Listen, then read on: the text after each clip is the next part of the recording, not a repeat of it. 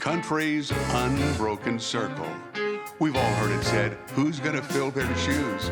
Who will fill the shoes of the country greats like Hank Williams, Loretta, Dolly, and others? Who comes next to dig even deeper into the country music roots planted by folks like Charlie Pride, Bill Anderson, Grandpa Jones, and more? That's what this series is all about. We've asked the country's family reunion artists to invite those who they feel will walk into the next generation, the singers, the writers, those who understand that at the core of country is the same message: faith, family, real life, real stories. And we think you'll agree that country's future is in good hands. Will the circle be unbroken by and by, Lord, by and by? Welcome to Country's Unbroken Circle. Country's Unbroken Circle, that's the name of our visit this time. Country's Family Reunion. We're having a good time. Talking about the young artists that are continuing to keep the circle unbroken. The Malpass Brothers over there have built up quite a following from being on our show and for all the work that you're doing. Now, I got to tell you, you guys must want to be in show business awful bad to go through what you went through to be here today. Tell the story. Where did your day start? Well, we've been in Minnesota for 4 days, and we got off stage. We were supposed to fly out at 7:30. We got off stage at like close to 4, and they had moved our flight. They canceled the one in Chicago. They moved it to 5:20. So we got to the airport. Then they moved it back again to 6:20. But then we couldn't fly into Chicago. They closed that. And so then we had to fly to Baltimore. My tailor walks the streets of Baltimore. We had to go to Baltimore, and then we wound up here somehow. So you ended up going from Minnesota to Baltimore. Yes, sir. That's not the most direct route. It's not, and you ought to try flying on airlines with hair like this. Everybody looks at you weird. Well, when you guys were in Minnesota, did you have to have an interpreter? You know what? They were really nice to us, but they may just, like you say, not know what we were saying, but they were really nice to us. Crowds were really good. I mean, everywhere we go, people are so good to us, and everybody watches these shows. I mean, this is doing so much for country music, especially all our kind of country music. So we're just honored to be here. Well, I think they appreciate the fact that you guys are, like Mo was talking about earlier, you're staying true to your roots, you're staying true to who you are and what you are. Is anything happening on the recording front? You got any music coming out? Well, we actually are in the process of talking to Jimmy. We're going to do, we feel like as much as the Lourvins have done for us, we need to do something, you know, to in honor of them. So we're talking about doing like almost like a Lourvin tribute record, but it'll have some stuff Christopher's written on it and some of the Lourvin's gospel stuff. And we also have that, and then we have an album that I'm working on of all songs I've written that Miss Rhonda Vincent's helping with. So we're going to try to come out with both, because we write a lot of songs, but I always love paying tribute to the old songs because they're I don't like singing my songs. Them old ones are my favorite ones to sing. So. Did you see or hear where they have recently discovered those old Lourvin Brothers demos that have never been released yes, before? Sir. I'd love to get hold of them. Boy, Jimmy Capps, of course, you played with the Lourvin Brothers for so many years. Are you on any of these? Are you aware of this project? I was on some of them, yeah. Some of the demos that they did that they've now discovered? I wonder where they've been all these years. I don't know. Most of them were for A Cup Rose, so, and then A For the Cup Rose publishing was company, sold. So yeah. I don't know. Maybe at Sony, you know. I don't know. Well, it's interesting that they found them, and the Lourvins just continue to, through guys like you, and then Emmylou Harris and all of these people. Maybe they'll pay us for it. I tell you what, Sony's a good place for your catalog bunch of songs to get lost. I'll tell you that. Speaking of Jimmy, you got to tell him that story. When you were talking about him thumb picking and stuff and the differences and stuff, it reminded me of a story that Jimmy, whenever he was trying out for the Lourvins, and they met in like, what was a hotel room, right? Burlington, North Carolina. Yep, not far from where I live. And they were staying in a hotel, and he said it was Ira and Charlie, and then Paul and Jimmy. They were all sitting in there together because Paul was about to go to the Army. Yes, sir. And Jimmy, of course, plays with a flat pick and uses his fingers like I do, and Paul uses his thumb. And so Jimmy played something, and Paul wasn't convinced. He said, "Well, can he play Malagueña?" And Jimmy said, "Well, I don't really know that one." And Charlie Lourvin said, "Well, we don't sing that one much anyway." You didn't have to worry about not playing Malagueña. Absolutely. I will say this, Mr. Bill, you know, a lot of people have talked about traditional country and all, but one thing I will never do is apologize for singing traditional country music. It's what I do, and I'll never apologize for it. Well, I don't think as long as we've got people like you and Mo and Sam down here and Billy and the attorney here who's going to keep us all out of jail, I don't think you're going to have to apologize No, for sir. it because there's a core group of new young performers, and that's what this show is about, Country's Unbroken Circle. So Yes, sir. hopefully you won't ever have to apologize for it, and there'll be a new generation of fans as well as a new generation of We're working stars. hard at trying to get it there. We're trying. I missed what you said. I said we're working. Oh, you didn't understand me. I understand. How about a song? Let your music talk for you. We were asked to do some songs by one of our heroes, Mr. Stonewall Jackson. I told him we told him we'd do it, but we didn't know he was going to be sitting here watching us.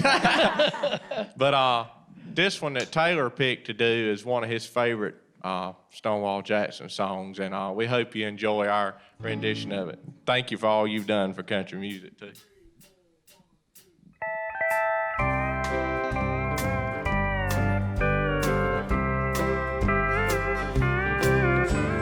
If this house could talk, oh, what a story.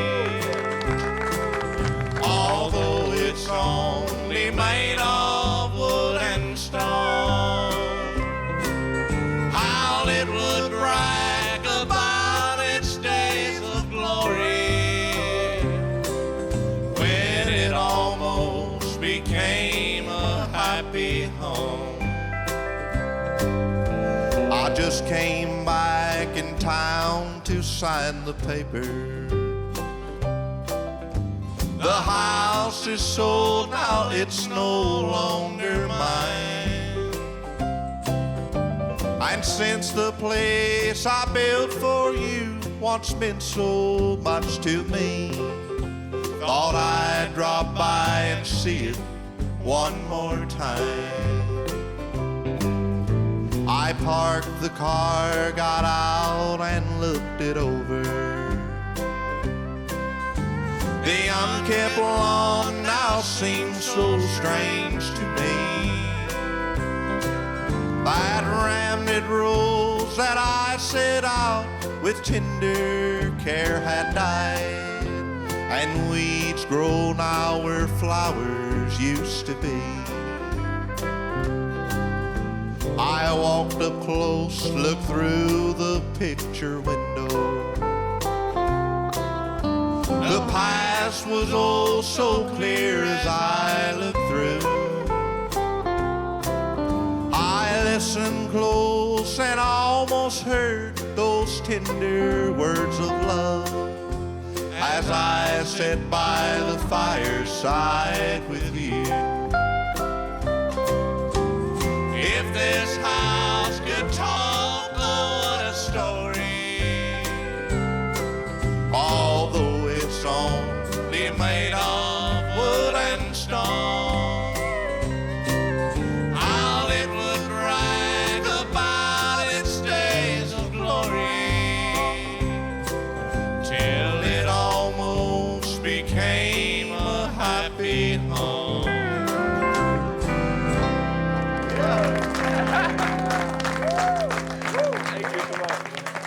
Oh, man, that brings back a lot of memories. Stonewall, did you write that song? Hugh X. Lewis. Yes, sir. Hugh X. Yeah. Lewis wrote. Yes, Yeah. sir.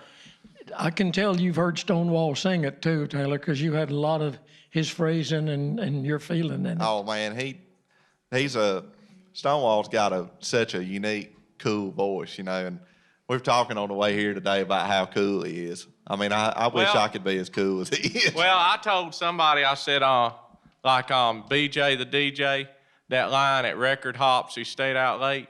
We can't be that cool now. It'd be at MP3 gatherings, he stayed out late. There's just not that way to be that cool anymore. Is that the other song you're going to do? Yes, sir. And also, Hugh X. Lewis wrote that one, and we didn't even think about that when we picked them. But hey, I guess he had some good songs. Yeah, Hugh X wrote some really good songs. I'm bearing down and doing one that I did right. You are? Oh, yes, sir. Yeah, that's right. Might have to bear down a little bit. I'm do it. Oh, you'll do good. I know that. Yes, sir. Well, lay a little BJ the DJ. I don't think I've ever heard anybody but Stonewall do this song. Well, I hope I do it justice. You will.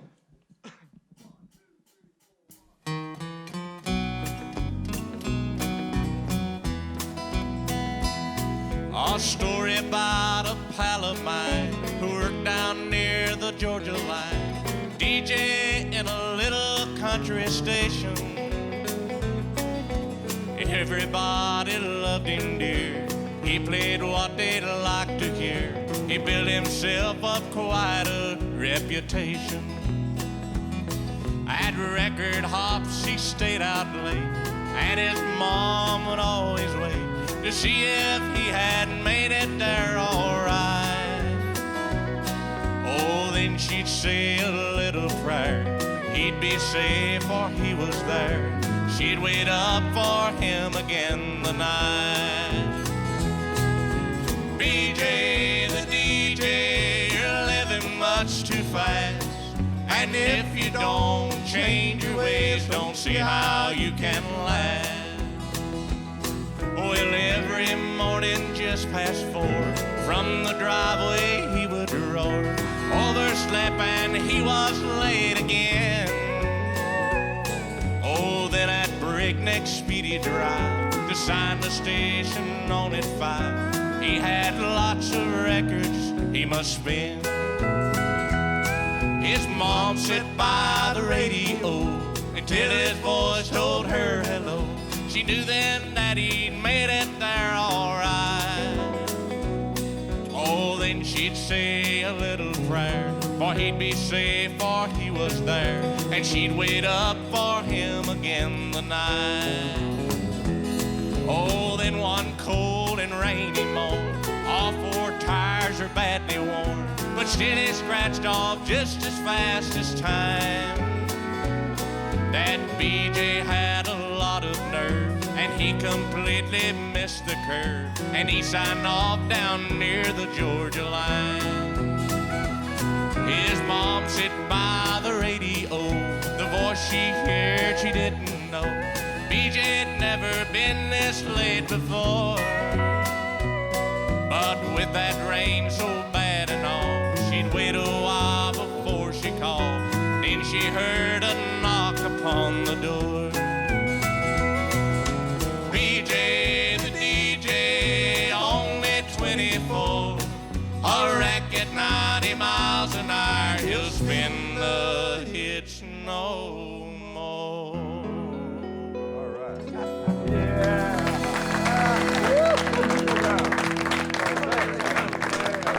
Malpass Brothers paying tribute to our buddy Stonewall Jackson. Stonewall, it's great to have you here.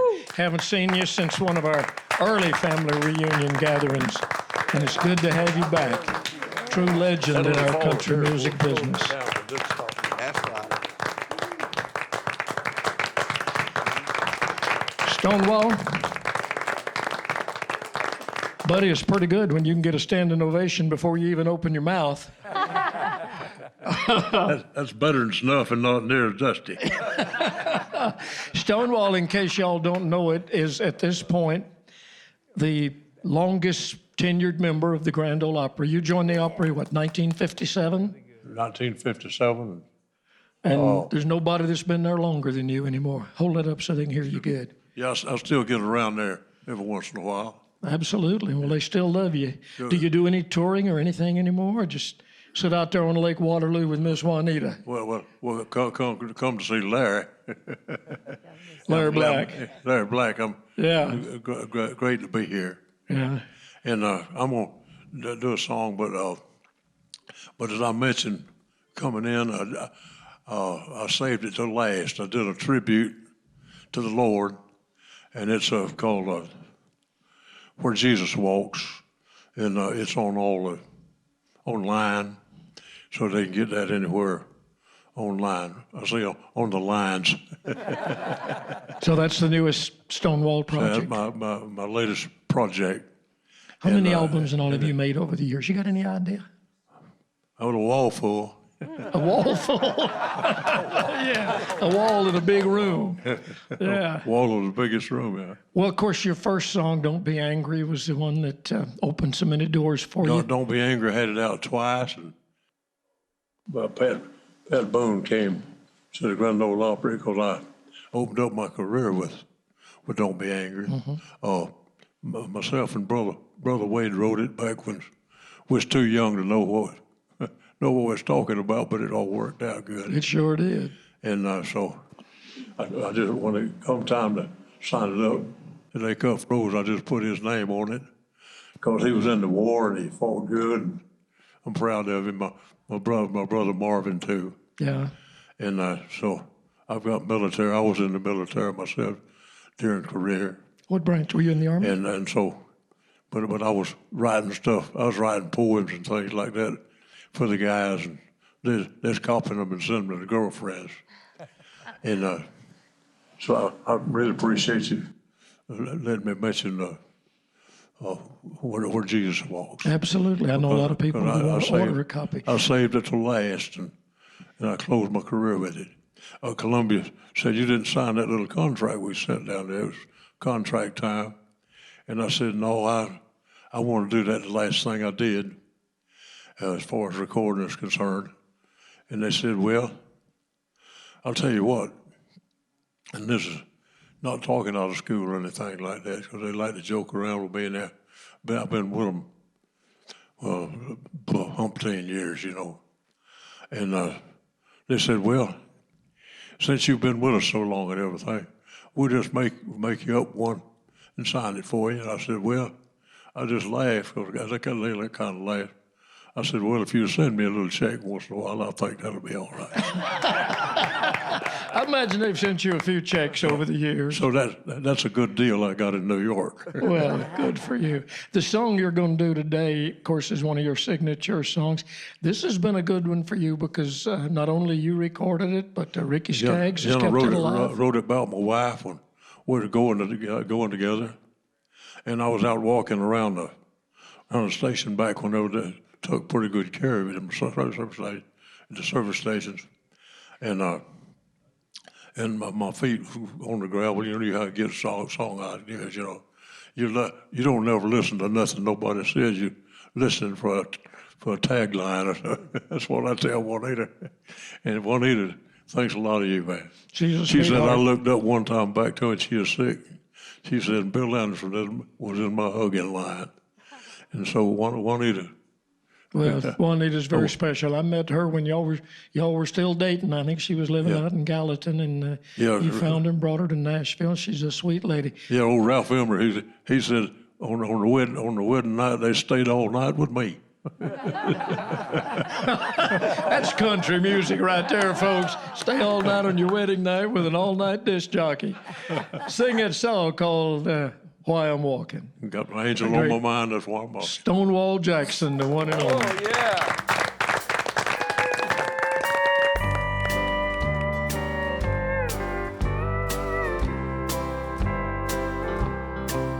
I've got an angel on my mind, that's why I'm walking.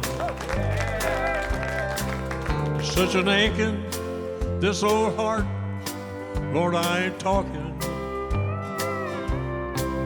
That little hand that held mine tight just waved goodbye tonight.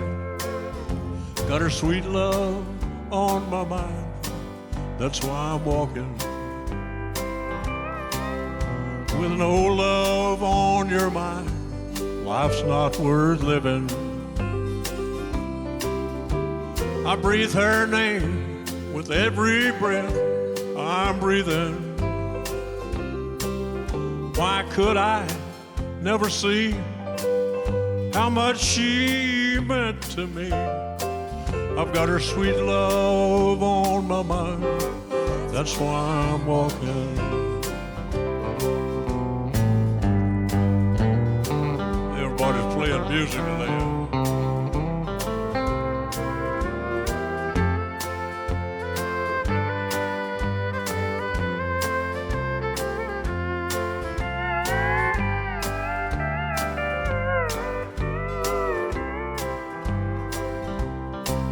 Should have passed you on the street and I miss speaking. Could you blame it on this memory I'm keeping?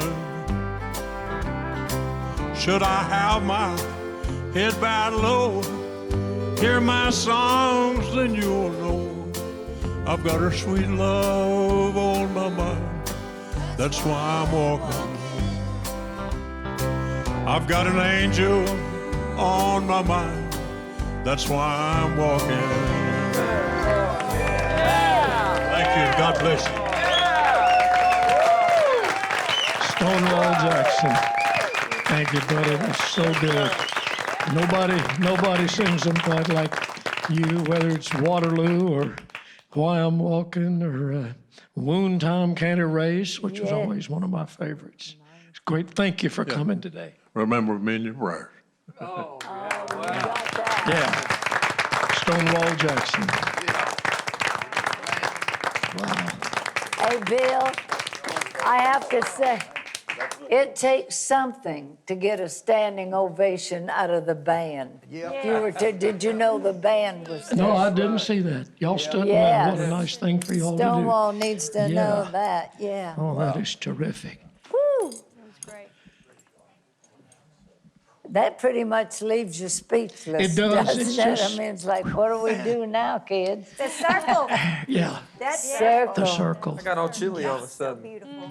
You know, Bill, I've had people say, well, when are you going to retire? And I said, and do what? Thank you so much. What how do you retire from this? I mean, you know, as long as you can do it, quality and, you know, people, you can sing in tune or have auto-tune or something. What else would you know, the person who has something to get up for every morning probably get up for it, you know? Well, just So like it's Stonewall. just incredible. What Stonewall did and the way he made all of us feel.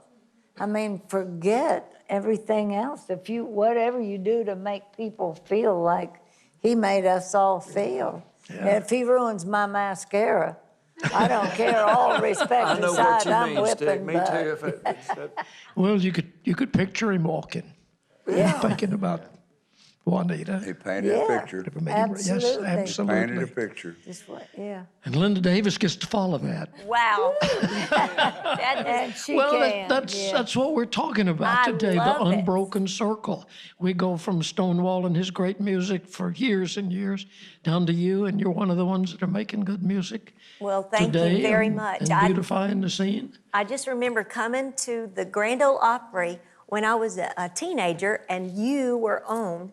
And I remember having my little Kodak like Polaroid, and I no telling how many little pictures I have of you on the Opry stage. That was, I mean, that's a memory I have that I will never, ever Thank you forget. so much. Yes, sir. Yes, sir. Stonewall was the only Wow. guy, in case y'all don't know it, he was the only guy that was ever invited to join the Opry before he made his first record. Wow. He came to Nashville, drove a truck up here from down in Georgia, and auditioned for Wesley, for Jim Denny, I guess, at the I Opry left at that the time. outside town and walked in. I didn't want nobody's business up. But before you ever got to make a record, or I mustered out pay from service, and then I had that deal with a little farm down there, and that way I made the other payments at the end of a year. a yearly thing. And so I came here, but I took the truck, and I still walk, because I walked a lot. I plowed for a living barefooted when I was a kid. And so I left the truck outside so it wouldn't get bent up or anything. And Grant Turner said, when I come walking up the street, he said, "You took the longest farm-looking steps you ever took." And so I was from the country, all right. I was down South Georgia. Done run Moultrie, I think. Poor red Georgia dirt. I got a song like that to prove it. Yeah, you sure do. Of course, when Waterloo hit, I remember one of the first times I ever saw you. You were on the Dick Clark Show, an American Bandstand. Waterloo was a pop hit, and all these teenagers were screaming, and you were singing Waterloo. That's why I'm walking. That's why I wrote that for my wife, and I was real proud of it because it went up in the pop charts, and it got away when I was doing it. They said maybe not take too much time with it, but when I was doing it, but the disc jockeys found it, and so it went number one for me. And then it also started climbing the pop charts, and the pop disc jockeys took it way up in the pop charts. Yeah. So I wasn't trying to be popper and things like that. But Don Hams, Hank Williams, the steel player on it. I caught him downtown one day, and I said, "Don, I can't use you anymore." And he said, "Oh my God, what have I done?" And I said, "You went pop on me." You went pop on him. Linda, how about a song? Oh, it'd be my pleasure. All right.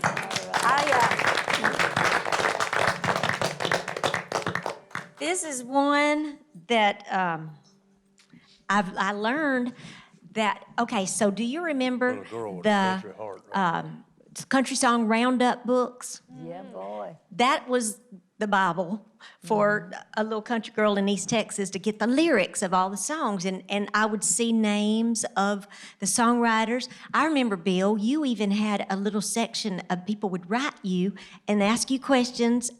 Do you remember? I did a question and answer column in that magazine for 22 years. 22? Yeah. What was the craziest question you got asked? Do you remember? Gosh, I don't remember. They'd asked you some crazy ones. I had a secretary who was also from Texas, and she would look up a lot of the answers for me, and then I'd just kind of put them into my words, the ones that I didn't know the answers to. I wondered how you managed to keep a career touring and do that column, because that was, but I looked forward to that part as well as the songs. And when I, of course, I'm doing apartment number 9, and my memory didn't hang on to the fact that Johnny Paycheck helped write apartment number 9. Y'all probably knew that, but I looked it up, and I thought that, and Mike, who else did we, and Bobby Austin together. So it's just, without the songwriters, and this room is full of you, and I'm proud to do this Miss Tammy song. I know a lot of other people recorded it too, but I probably love hers the best.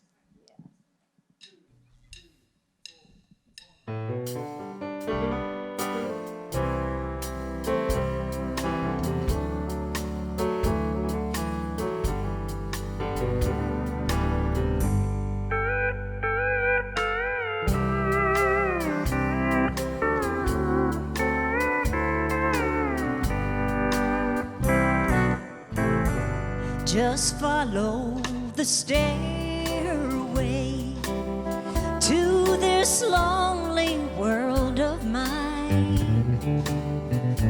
You'll find me waiting here in apartment number 9. Not so very long ago,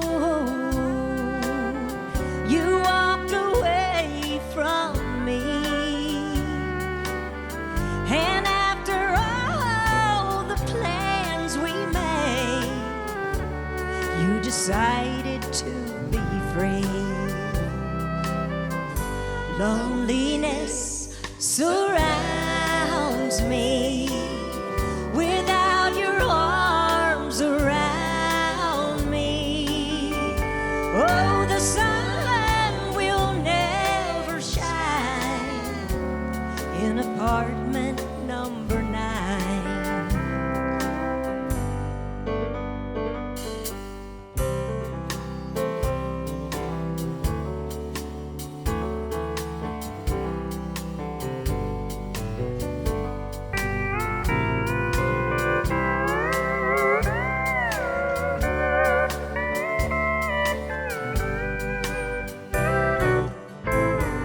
I keep waiting in this lonely room just in case you change your mind. You'll find me waiting here in apartment number 9. Loneliness surrounds me without your arms around me. Oh, the sun will never shine in apartment number 9. No, the sun will never shine in apartment number 9.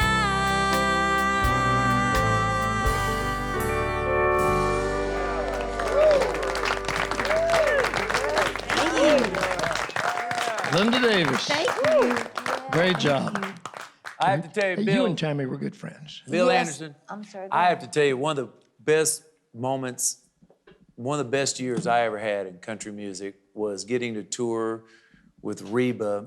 And when Linda and Reba had that "Does She Love You" song out, to watch, I mean, it takes a lot of courage to stand up there side by side with Reba McEntire like that. But I saw them bring the house down every night. It was like 1 + 1 = 3 when you guys were on stage that night. So I just want to say that was one of the best years for me to go to see that moment every night. 100 shows. To see that was really powerful. That's got to be on YouTube somewhere out there, I know. Well, having you be a part of that tour was so special, and the years and the friendship that we have developed since that time just means the world. Means the world. But thank you for the compliment. Well, I loved it. I loved it.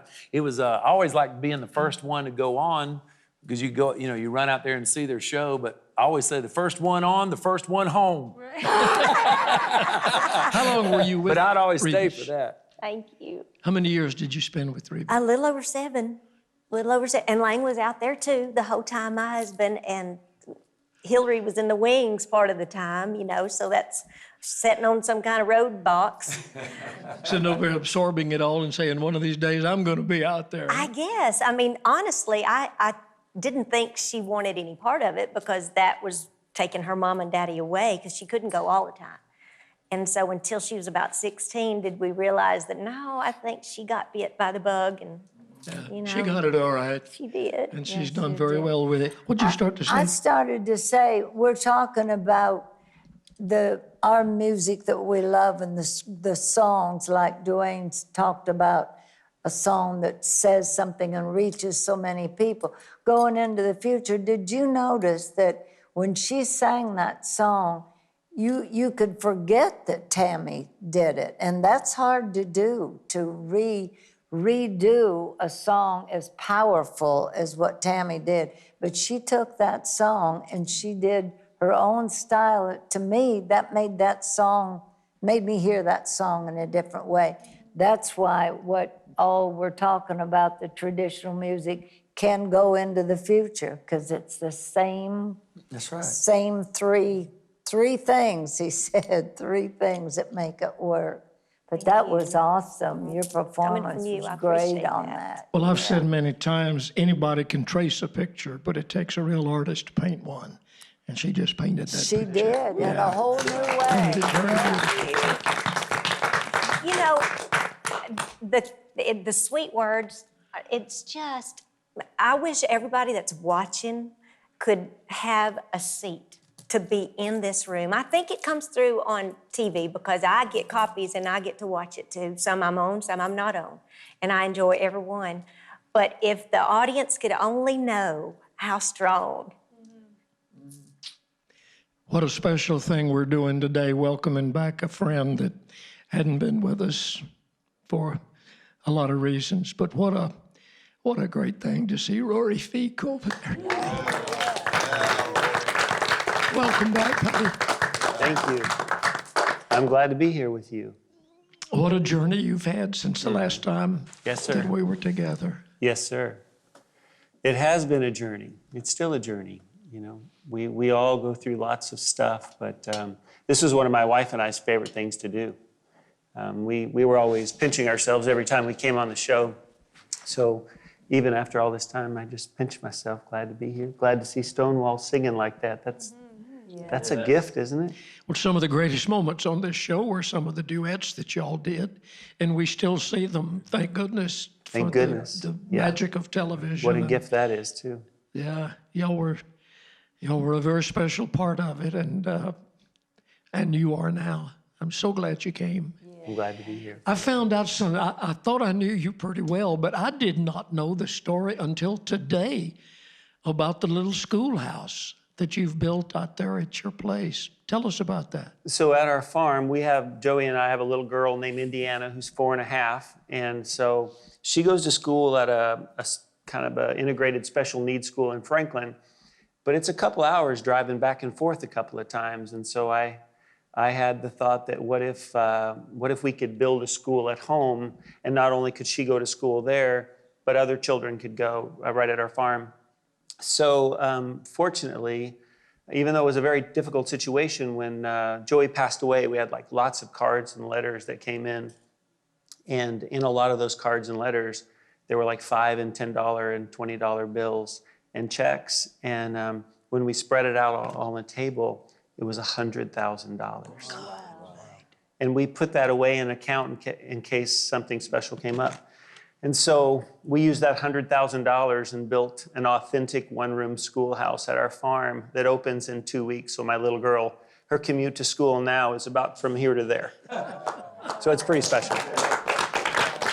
Well, and then other kids from the neighborhood? Kind of all around the community. Some will be special needs like Indy, and some will be typical kids. Yeah, we have 3 teachers, and I'm just a normal father. It's just the schoolhouse happens to be on our farm. So it's exciting. It's really neat. Is it red? Did you paint it red? It's white with red trim. You would not believe how beautiful it is. It's a real live one-room schoolhouse, so it's neat. Just when I think he can't do anything to get me anymore, and he does.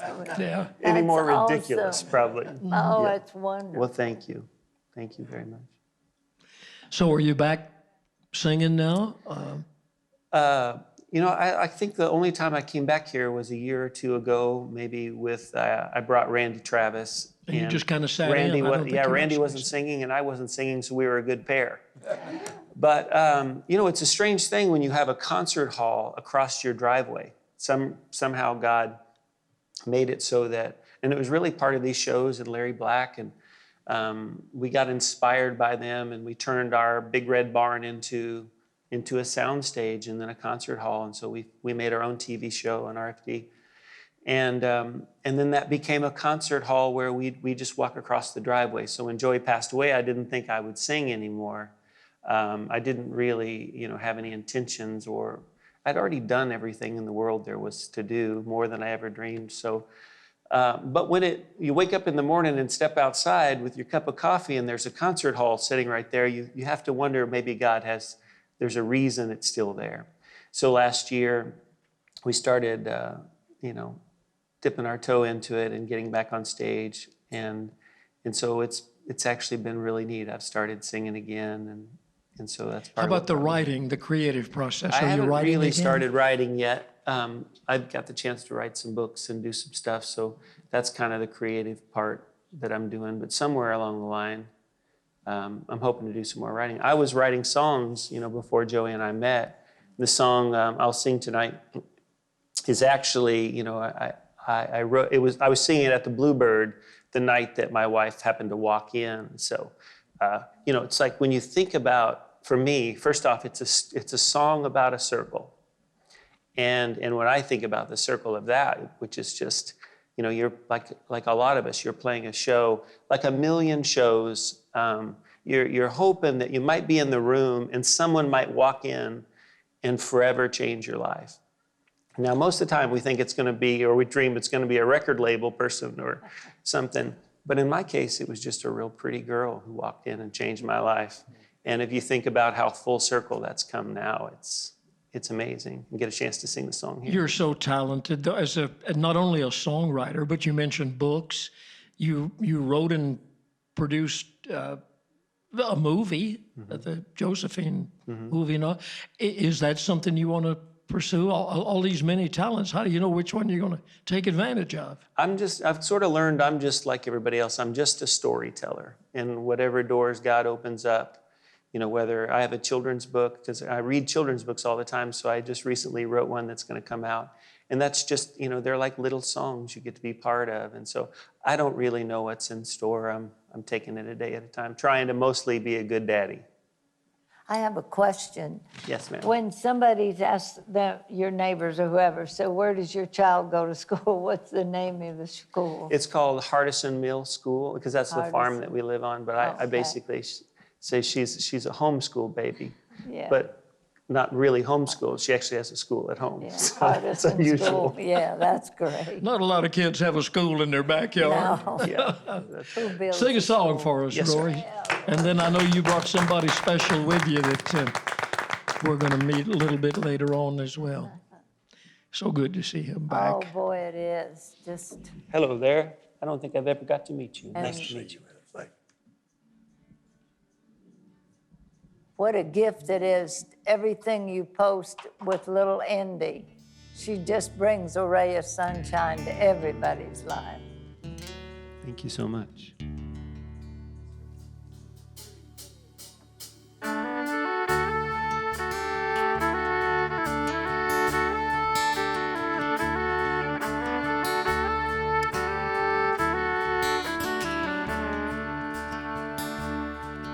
He was driving home one evening in his beat-up Pontiac when an old lady flagged him down. Her Mercedes had a flat.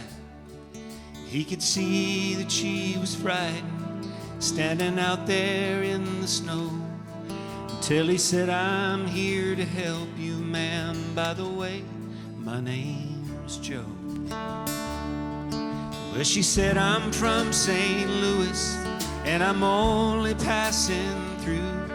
I must have seen 100 cars go by. This is awful nice of you." When he changed the tire and closed the trunk and was about to drive away, she said, "How much do I owe you?"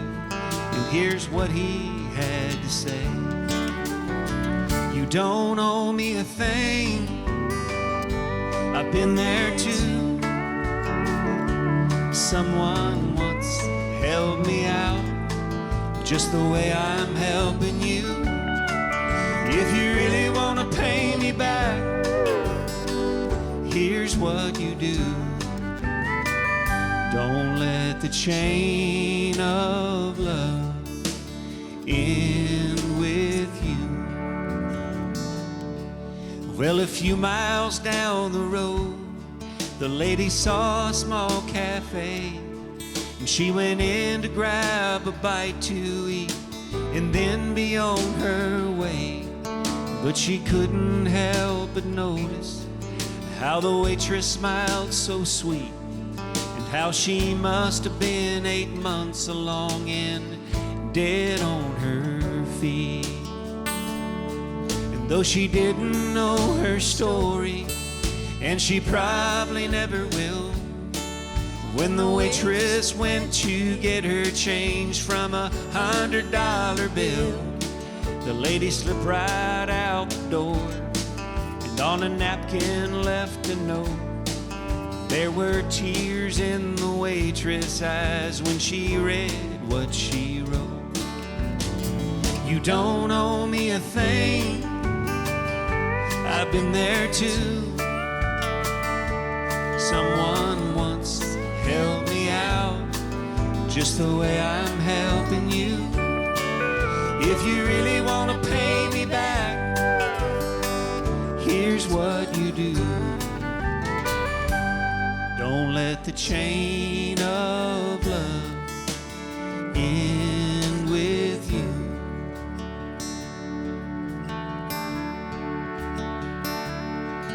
That night when she got home from work, the waitress climbed into bed.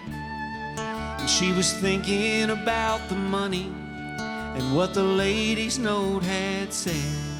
And as her husband lay there sleeping, she whispered soft and low, everything's gonna be all right.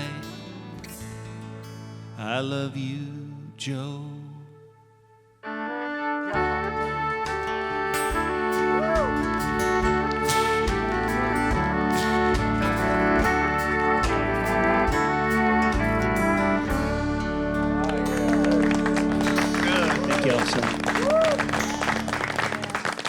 Incredible. Now, tell me the history of it. You wrote that. I wrote that with a guy named Johnny Barnett.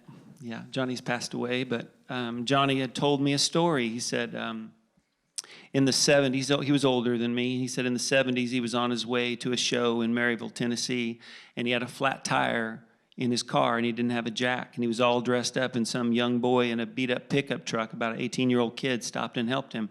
And Johnny said, I just need to borrow a jack. And the kid said, you're all dressed up. You just stay in your car. I'll change a tire. So he did. And when he was done, Johnny said, what do I owe you? And the boy said, you don't owe me anything. He said, surely there's got to be something I can do to pay you back. And the boy said, next time someone needs some help, you help them and think of me. And that's where the song came from. Now, there's a little connection with the guy that you brought with you today with that song, right? Well, how would you say that connection is? Actually, It's it was a connection. I don't know if y'all can hear it. Tell them about what the guy did that co-wrote that song with you. This is well, Paul and I. Paul Overstreet, by the way. We yes. didn't actually say that.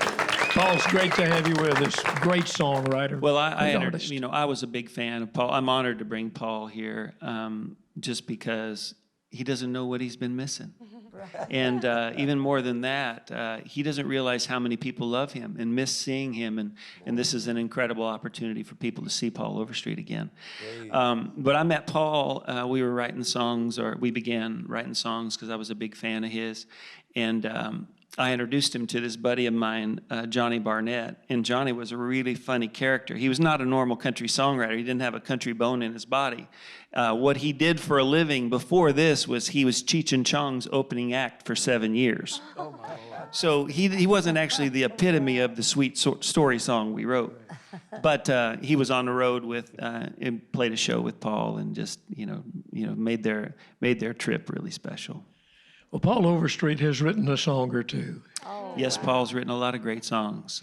You mentioned being here when Randy Travis was here, and Randy, I think, was going to come today, and he had a fall or something. Yeah, he fell just maybe 3 days ago and broke his arm and had to have surgery. And so, you don't know how much Randy still loves country music. He was liable to show up, on a gurney. He loves it that much, but he couldn't make it. So, well, the day that he came and sat across here and you sat behind, all you had to do was look in his eyes and know how much he loves country music. Yeah. Because you can still see it. It still lights up his face. Oh, yeah. And that was an amazing And of course, Paul wrote, most of those Randy Travis hits. I know he did. I bet we could twist his arm, get him come up here Come and on sing up here, a couple Paul. of them, couldn't we? Paul Overstreet. Paul, I hope you're not mad at me for my smart remark about Mississippi a while ago. I heard it. Because I know Paul happens to come from Mississippi. I was just kidding. I was teasing. Paul and I are working through this together, Bill. I'm sorry? We're working through this together. Oh, are you? Slowly. Yeah. We're getting there. We're kind of moral support back there at lunch. How'd you get all of your songs to Randy Travis? How did y'all make that connection? Gosh, that was, I had cut some tracks with James Stroud and Paul Worley to be an artist. And so we had on the other hand, Digging Up Bones and some other ones recorded. And on the other hand was pitched for Dan Seals. And Kyle Lenning heard it, but he said, I don't hear that for Dan, but I hear it for this new artist I'm doing. And I was thinking, well, if we're going to do a new artist, we'd probably I'll do it on my record because I have my record deal close to being signed, but Randy already had his signed, so they were tracking. So one day I was kind of resistant to it because we didn't know who he was and we didn't know how important he was going to be to country music. But it's funny how God can reach out and touch you at the right moments, you know. And of course, I was about $27,000 in debt to BMI from some advances, you know. And I'm driving down the road and I'm thinking about it, and all of a sudden, felt like a little Bible verse said, it's more blessed to give than to receive. And I just thought, well, okay, they can have the song. And 5 million albums later, I was so glad that little Bible verse went through my head. Just stuff like that, you know. You know what was so crazy about that, though, to me was they put out that song. And then they put out 1982 that I sang the demo on from two boys I went to high school with. It was called 1962. And they changed it to 82. The first time that On the Other Hand came out, it stalled in the charts. Yeah, it's then just they about put out, 70 or 67. And then they put out 1982 was a hit. Then they put out On the Other Hand again, it was a smash.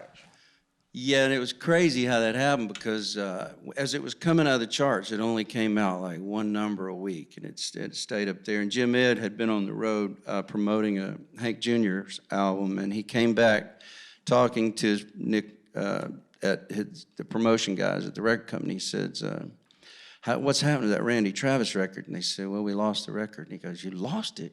He said, I've been promoting Hank Jr.'s album, and all they want to talk about is Randy Travis. And he's like, wow. So they went ahead and put out 1982, and it went on up into the top 10, I think. And then Nick Hunter told me, he said, you know, you never know how close these things are to not happening. He said, if you want to know the truth, I was carrying my little girl around in my arms, walking around the house trying to decide whether to re-release On the Other Hand or not. And I asked her, she's 3 years old, and she shook her head, yeah, you should put it out again. So they re-released it. Wow. Awesome.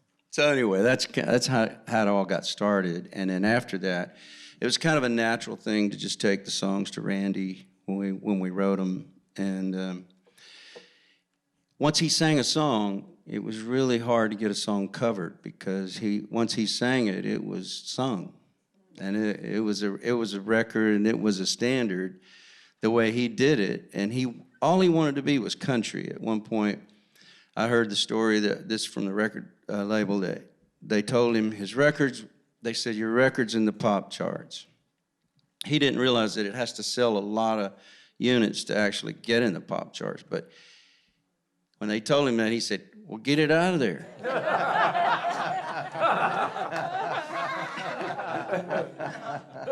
He said, I don't want nobody thinking I'm pop. And like you would mistake that, right? Yeah. Well, Randy Travis came along at a time that country music was going through a real downturn, and he kicked it back into high gear and started the move that started. He came along in '86, and then of course we had the class of '89 with Garth and Vince and all of them, and then the great years through the '90s with all of those guys. But he's the guy that got it started and did it with a Paul Overstreet song. Lay some of those Randy songs on us. Okay, this first song, and there's so many. I'm attached to so many people in this room in so many different ways, distant and close. But this song, I was writing with a guy that. I'd been writing songs with a guy in Hendersonville, and I was dating a girl in Hendersonville at the time. I wasn't married yet at this point. I'll just make that clear. You can always tell when a relationship is going bad and it's just not going to work, and you can feel it coming. And I just figured I'd kind of beat it to the punch. So I was there at her house on Thanksgiving, and the idea for this song came out of a crazy thing that happened because I was just ready to leave and ready to get out of there. I needed an excuse, so I called my buddy who lived right there, and I said, man, you feel like writing a song? He was married with 5 kids, and he said, it's Thanksgiving. I said, yeah, I know, but I got a great idea. He said, well, what's your idea? And I looked at the turkey carcass on the table, and I said, bones, something about bones. He goes, well, what does that mean? I said, well, we're songwriters. We got to figure it out. So anyway, he said, all right, if you think it's good enough, come on over. And so I went over to his house that day, and we started writing the song. We finished it up later, but we got a good start on it that day. And it goes like this.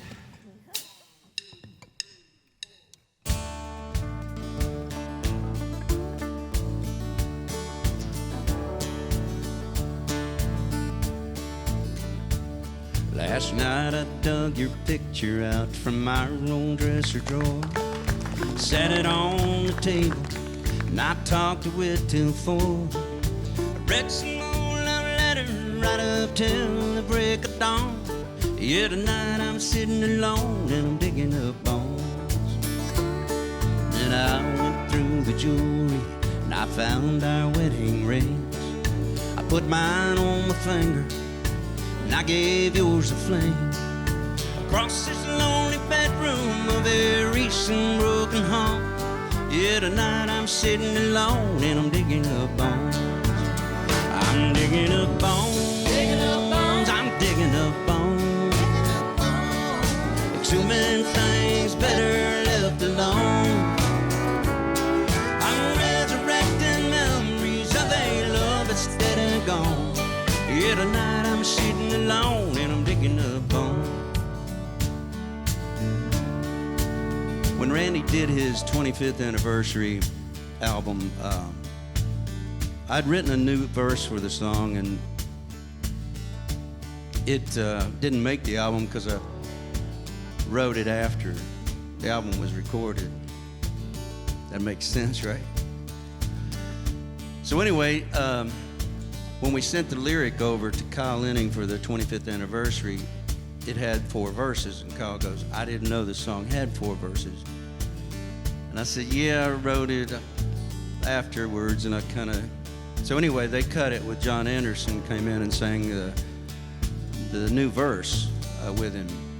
So tonight I'm gonna sing the new verse for y'all, or today, whatever time it is. Well, I went into the kitchen just to get a bite to eat. I just kept on wishing I could taste your kisses sweet. I came out with a turkey leg that I've been gnawing on. Yeah, tonight I'm sitting alone and I'm digging up bones. Sing it with me. I'm digging up bones. I'm digging up bones. Exhuming things better left alone. I'm resurrecting memories of love that's dead and gone. Yeah, tonight I'm sitting alone and I'm digging up bones. Going up. I'm digging up bones.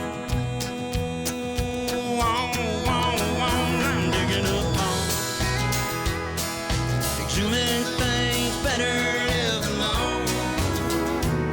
I'm resurrecting memories of their love that's dead and gone. Yeah, tonight I'm sitting alone and I'm digging up bones. Yeah, tonight I'm sitting alone. Like I said, once Randy sang a song, hard to cover it, but I always thought if I could have gotten this song to B.B. King, he might have sung it, and he'd have sung the new verse, and it might have been something like this. I'm digging up them bones. Lord, I've been digging up them bones.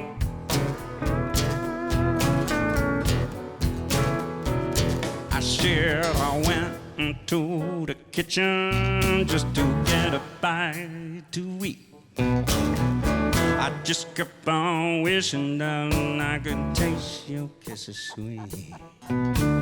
Came out with a turkey leg that I've been gnawing on. Yeah, tonight I've been sitting alone, been digging up them bones.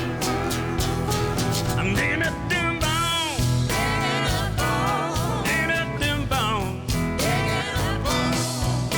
There's so many things that's better left alone. I resurrecting all the memories of their love that's dead and gone. Yeah, tonight I've been sitting alone, digging up bones. Said tonight I've been sitting alone.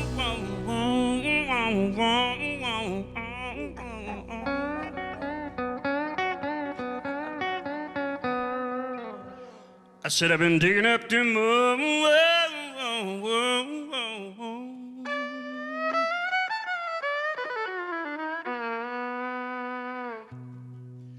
I said I've been digging up them. Heartbreaking, soul shaking, picking here at the country unbroken circle. TV tape is showbone.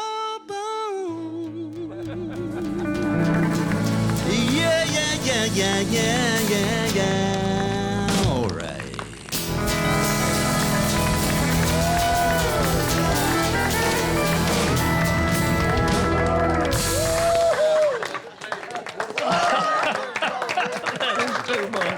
How about a hand for this band? They got memories like a steel trap. I got to tell you a story about that song you've probably never heard. Stonewall mentioned Grant Turner a while ago. Grant Turner, of course, the legendary announcer at the Grand Ole Opry. When that song had first come out, and Randy was at the Opry on stage singing it, and I was over at the podium with Grant Turner.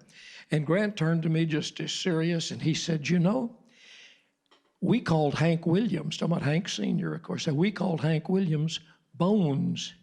And he said, every time I hear that song, I think somebody's out there digging up Hank Williams. Great song. Play something else on us. What's on the, what? Oh. Well, it's like I said, I was attached to a lot of people in a lot of ways. This song, this guy called me and he said, I've got this, I saw this guy on TV tonight and he said something we got to write. But it was, the guy was married to this lady and then they got split up and they asked him, would he ever get remarried to her? And he goes, oh, no. It's gonna take a whole lot of liquor for me to ever like her again. And so we wrote this song, went like this. Takes a whole lot of liquor to like her. That's why I drink all the time. Takes a whole lot of liquor to like her. But when I'm liquored up, I like her just fine. She wants to tell me where to go, tell me what to do, tell me what to eat and how loud I can chew. She even wants to tell me what thoughts I ought to think. It used to drive me crazy till it drove me to drink. It takes a whole lot of liquor to like her. That's why I drink all the time. Takes a whole lot of liquor to like her. But when I'm liquored up, I like her just fine. Well, she's such a pretty thing, you think she's heaven sent. But she's a quarrelsome kind, she likes an argument. She can scream all day, she can scream all night. I just sit there smiling, high as a kite. It takes a whole lot of liquor to like her. So why I drink all the time. Takes a whole lot of liquor to like her. But when I'm liquored up, I like her just fine. This drinking buddy of mine, he married this girl. Now he thinks that she's the meanest woman in the world. I saw her pretty picture and I said, you're poking fun. Then the day I met her, I said, pour me one. It takes a whole lot of liquor to like her. So why I drink all the time. Takes a whole lot of liquor to like her. But when I'm liquored up, I like her just fine. Well, you may look down your nose at me and think that I'm a sorry old SOB. But the only way I'm giving up my drinking glass, if I can find a better way to get her off my back. Takes a whole lot of liquor like her. So I drink all the time. Takes a whole lot of liquor to like her. But when I'm liquored up, I like her just fine. Every time I get sober, Lord, she drive me right out of my mind. Takes a whole lot of liquor to like her. But when I'm liquored up, I like her just fine. Yeah, when I'm liquored up, I like her just fine. When I'm liquored up, I like her just fine.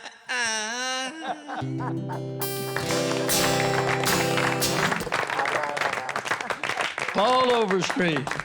We're running really close on time, but just a little bit of Forever and Ever Amen. Get serious just a little bit before we have to take a break. All right. Another great song that Paul Overstreet wrote. You may think that I'm talking foolish. You've heard that I'm wild and I'm free. And you may wonder how I can promise you now this love that I feel for you always will be. You're not just time that I'm killing. I'm no longer one of those guys. As sure as I live, this love that I give is gonna be yours until the day that I die. Oh, darling, I'm gonna love you forever, forever and ever, amen. You gotta sing it. As long as old men sit and talk about the weather, as long as old men sit and talk about old men, if you wonder how long I'll be faithful, I'll be happy to tell you again. Well, I'm gonna love you forever and ever, forever and ever, amen. And in the spirit of Roger Miller.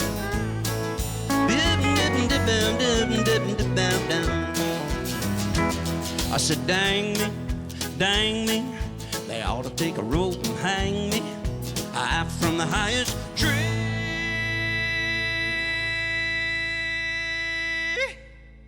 Woman, would you wait for me?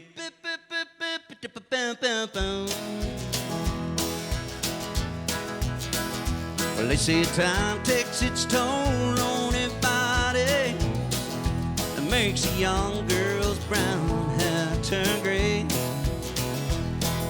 Well, honey, I don't care. I ain't in love with your hair. And if it all fell out, well, I love you anyway. And they say time can play tricks on every memory and make people forget things they knew. Well, it's easy to see. It's been happening to me. I've already forgotten every woman but you. Oh, darling, I'm gonna love you forever, forever and ever, amen. As long as old men sit and talk about the weather, as long as old women sit and talk about old men. If you wonder how long I'll be faithful, well, just listen to how this song ends. Yeah, I'm gonna love you forever and ever, forever and ever, amen. Oh, baby, I'm gonna love you forever and ever, forever and ever, forever and ever, forever and ever.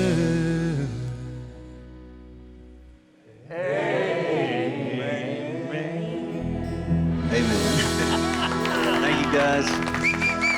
Paul Overstreet, Country's Unbroken Circle. Amen. We'll be back after this break.